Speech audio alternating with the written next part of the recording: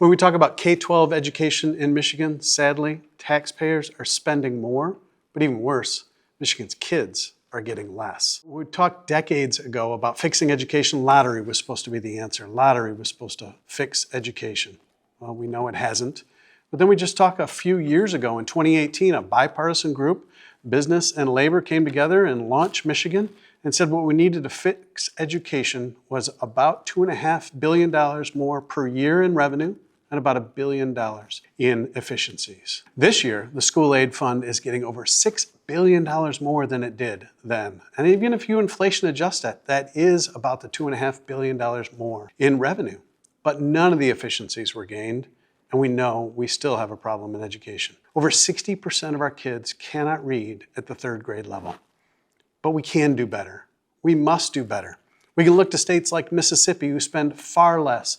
Those numbers I mentioned equate to about $15,000 on every student in Michigan, about $375,000 for every classroom.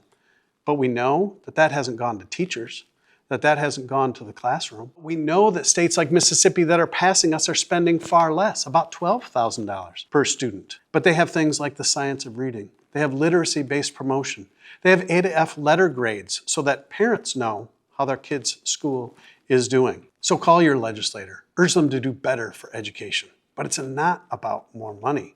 It's about the fundamentals like 3rd grade reading.